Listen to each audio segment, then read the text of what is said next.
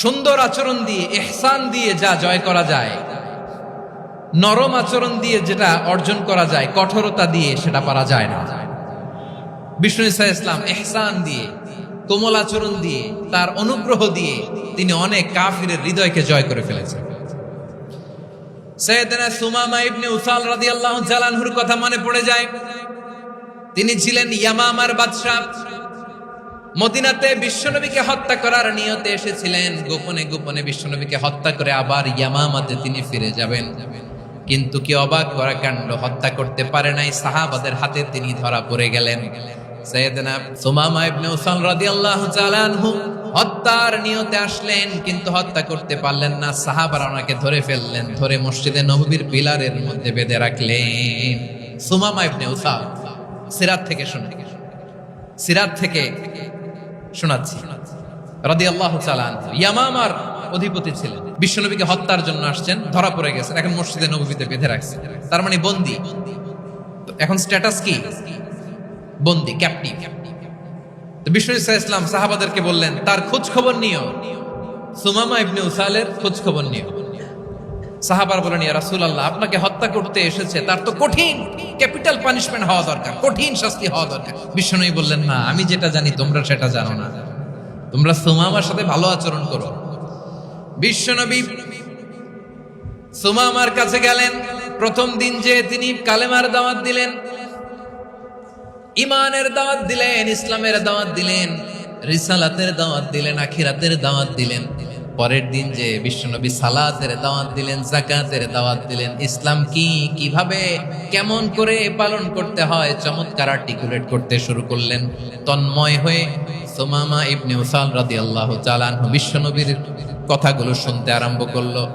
একদিন নয়, 2 দিন নয়, টানা 3 দিন বিশ্বনবী সুমামার কাছে ইসলামকে প্রেজেন্ট করেছেন, উপস্থাপন করেছেন। আওয়াজ করে বলেন, কয়দিন? 3 দিন। 3 দিন মসজিদে নববীতে বাধা।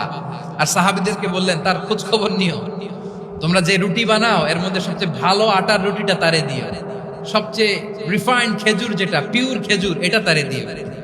আর বিশ্বনবী নিজের উট থেকে দুধ দহন করে ওনার বাড়ির এক কর্মচারীকে বলেছেন, দুধ দহন করে সুমামার জন্য নিয়ে যে। সুবহানাল্লাহ পড়বেন না? সবাই তো অবাক, ইয়ামামা থেকে আসছে নবীকে হত্যা করতে, বিশ্বনবী দেখে তারে জামাই আদর করে। 1 দিন নয়, 2 দিন নয়, টানা 3 দিন বিশ্বনবী এভাবে সুমামার কাছে যে ইসলামকে প্রেজেন্ট করতে আরম্ভ করলেন, ইসলামকে উপস্থাপন করতে শুরু করলেন। আর তাকে চমৎকার এন্টারটেইনমেন্ট, আপ্যায়ন দিতে আরম্ভ করলেন। টানা 3 দিন যখন ইসলামের দ্য বিউটিজ অফ ইসলাম, ইসলামের সুমহান বাণী, সৌন্দর্য তার কাছে উপস্থাপন শেষ, তাকে আপ্যায়ন শেষ, বিশ্বনবী বললেন সাহাবাদেরকে, যাও এবার সুমামার হাতের পায়ের রশি দুটো খুলে দাও। সাহাবারা তর্ক জুড়ে দিলেন, লা ইয়া রাসূলুল্লাহ, এমনটা করবেন না, তো ভয়ঙ্কর ভয়ঙ্কর খুনি, কি জানি কি হয়ে যায়। বিশ্বনবী বললেন, না, তার হাতে পায়ের রশিগুলো খুলে দাও। সাহাবারা বিশ্বনবীর কথা মতো তার হাতে পায়ের রশিগুলো খুলে দিল। সুমামা মুহূর্তের মধ্যে মসজিদে নববী থেকে বের হয়, ইয়ামামায় ফিরে না যে মসজিদে নববীর পাশে একটা খেজুর বাগান ছিল, সেখানে চলে গেলেন। সেখানে একটা ছোট্ট কুয়া ছিল, কুয়ার পানি দিয়ে তিনি গোসল করলেন। সুবহানাল্লাহ পড়েন। কুয়ার পানি দিয়ে গোসল করে মসজিদে নববীর সামনে এসে বিশ্বনবী এবং সাহাবাদের সামনে দাঁড়িয়ে সাব্বাবা উঁচু করে বললেন, আশহাদু আল্লা ইলাহা ইল্লাল্লাহ ওয়া আশহাদু আন্না মুহাম্মাদান আবদুহু ওয়া রাসূলুহু। আমি সাক্ষ্য দিচ্ছি আল্লাহ ছাড়া কোনো ইলাহ নাই, আর মুহাম্মদ আল্লাহ তাআলার প্রেরিত বান্দা এবং রাসূল।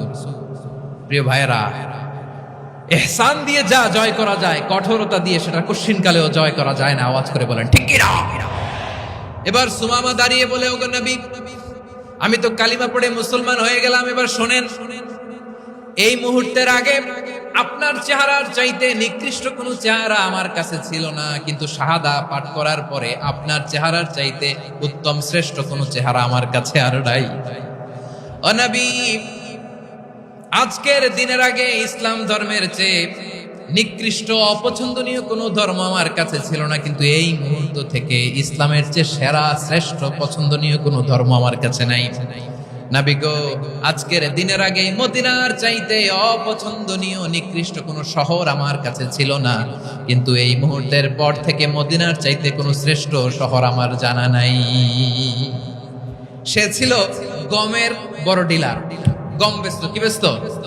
তার গম কিনে মক্কার লোকেরা রুটি খাইতো। সে ঘোষণা দিল, আজকে থেকে মক্কাবাসীদের জন্য সব গম আমি হারাম করে দিলাম, মক্কাবাসী এখন না খেয়ে মরে।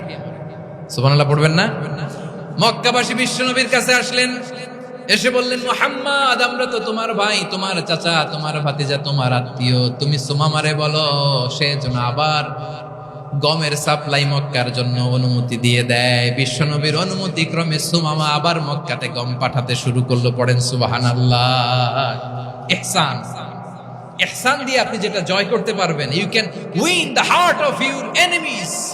ইহসান দিয়ে আপনি আপনার শত্রুর হৃদয়কে জয় করতে পারবেন। এজন্য আল্লাহ বললেন, ওয়া আনফিকু ফি সাবিলিল্লাহি ওয়া লা তুলকু বিআইদিকুম ইলাত তাহলুকা ওয়া আহসিনু ইন্নাল্লাহা ইউহিব্বুল মুহসিনিন।